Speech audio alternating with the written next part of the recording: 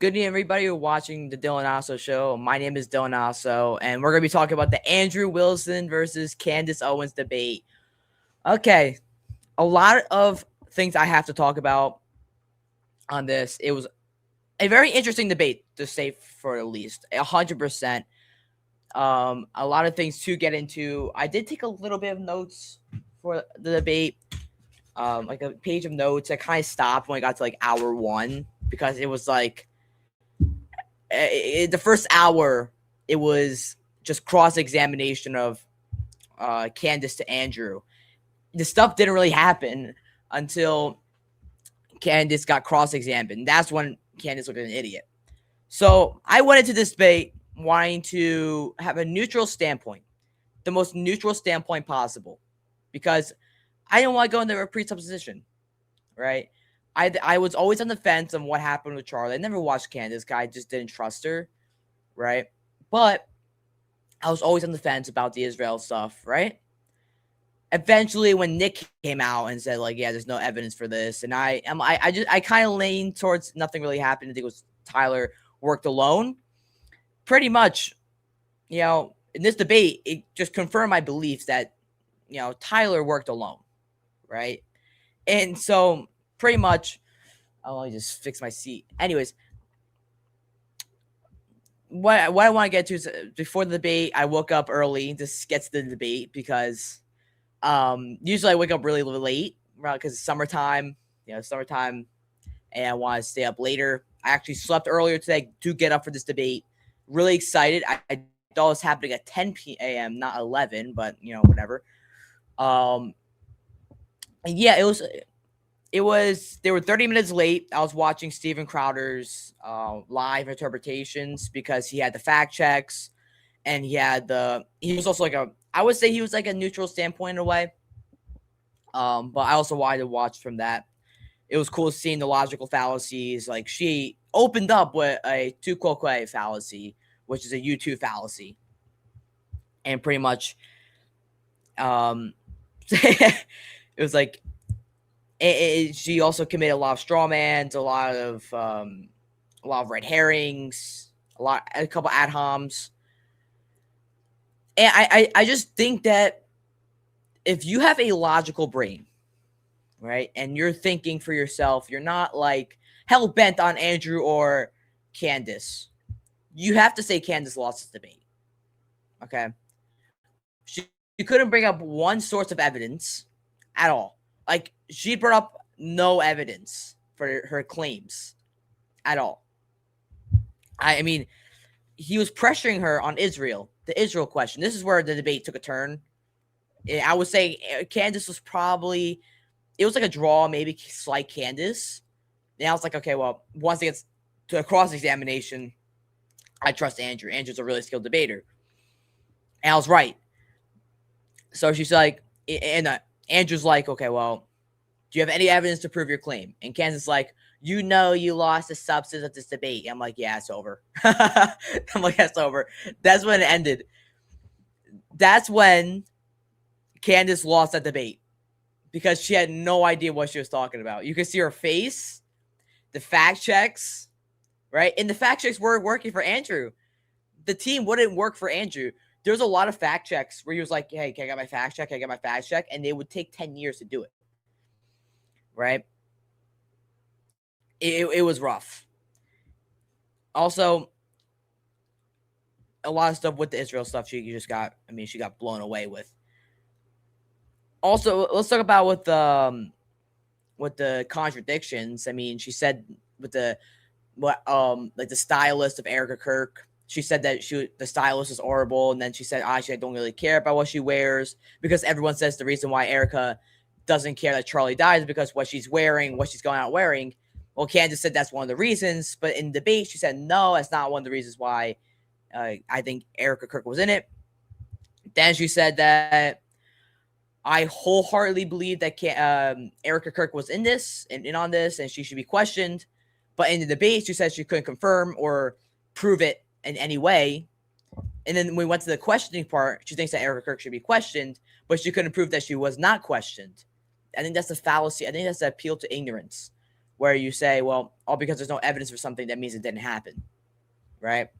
That's when people say, well, there's no empirical evidence for God. Well, it doesn't prove that God doesn't exist, but also doesn't prove that God does exist because there's no evidence for something, right? So that was a flawed argument in and of itself. But if I had to critique Andrew on a couple of things, right? I understand. I was listening to him after he was saying like why he didn't go like full-fledged into attacking Candace on the Egyptian plains, the Mormons, the Mormon communists, and the French training Tyler Robinson, which would have already debunked her argument, right? He didn't go hard enough on that. He didn't bring up the Egyptian plains. He didn't bring up, in my opinion, he didn't go hard enough on the French thing or the Mormon communists, right? He should have just kind of went into like rapid fire in a way. Like, hey, prove your claim. Okay, you have no evidence for that. Move on to, okay, what was it? The French training him. No evidence for that. Okay, the Mormon communists. Oh, okay, no evidence for that. Oh, the Egyptian plains. You were 66% wrong on, they were not in the right continent, not in the right time zone. No evidence for that. Okay, get out. Right? And that would have gotten the clips that he needs, right? Because you need clips. And that would have gotten him to probably majority of winning the crowd. I think, because here's the thing, you can logically win a debate, but if you don't win the crowd, no one cares, right? Or you don't win the mass appeal, then like, no one cares. I even like, because you're not going to win the Candace fans. The Candace fans are a cult, okay? She can go out there and say the most stupid things of all time. She can go out there and say that like she dreamed that Charlie Kirk was an alien, and therefore now Charlie Kirk is an alien. Well, no, that wouldn't make sense, but they would believe it. They would eat that up. Anything Candace puts out there, they'll eat it up. So I'm not expecting the Candace views to anything to switch. I'm not expecting that, right? I'm not. And I see a lot of the polls are saying, well, I backed Andrew, but I think Candace won. That's because like Andrew didn't go hard enough on certain topics, which again, that would have won mass appeal. Even though I think logically he won by a mile, he didn't commit anything near the logical fallacies that Candace committed. Nothing close, right? I don't think Andrew got fact checked wrong on anything. They're gonna say the clip of like the crimes and the charges. That doesn't mean anything, right? They're gonna do that. But I don't think he committed any logical fallacies. I don't think he didn't, his logic was fine. So he won logically. He won with the evidence because all the evidence was for him. And I think he won the mass appeal because if you look at neutral polls, I mean, we have to wait a couple days, right? We have to wait a couple days. All right. I did put something in X saying that, well, because you look at Grok is the XAI. Well, it shows amongst neutral polls, he won 55-45. I think that's what it was. It was like 55-45, Andrew Wilson compared to Candace. And the majority of Candace supporters are just, they backed Candace, and they're never going to change from their opinion. All right. And a lot of the Candace people were Groypers.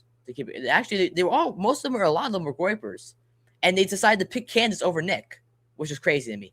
Like Faith Merrill was one of them. She picked Candace over Nick, who Nick has been calling out literally everything. He called out the Iran war 2 years before it happened.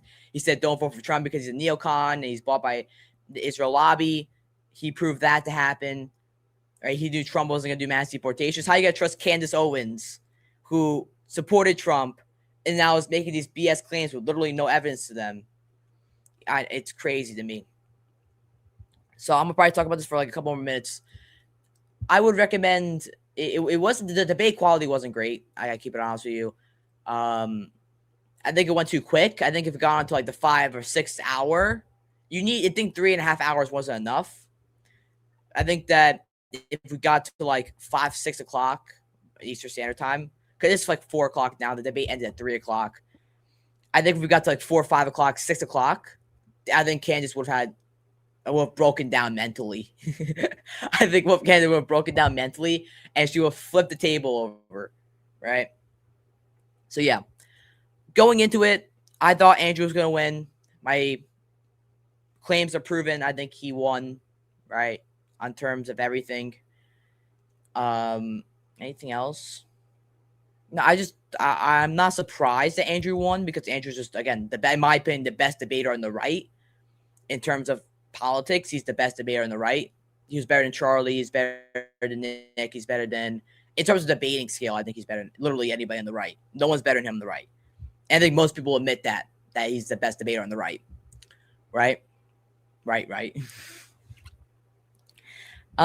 Anyways, she tried going too hard on the fingerprints. I mean, anyone with a basic human knowledge would know that if you shoot somebody, you just do this.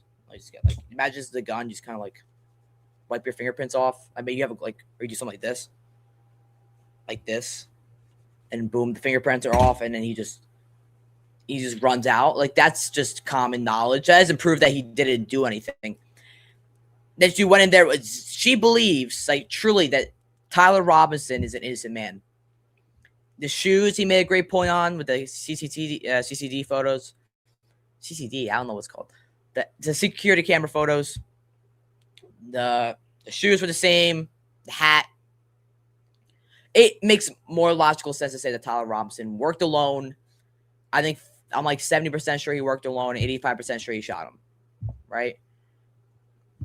And I was like 50-50 or 51-51 before the debate. So, yeah, anyways, I would recommend to watch it because, you know, it was a lot. It was big.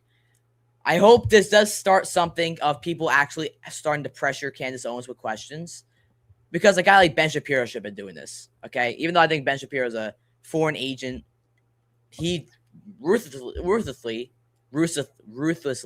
has been defending Erica Kirk, but he didn't do this. Officer Tatum, you see a lot of these guys in the right wing. They're scared to like kind of even talk to Candace. They'll attack her, but they won't like push for a debate. I'm happy that Andrew Wilson did this, right?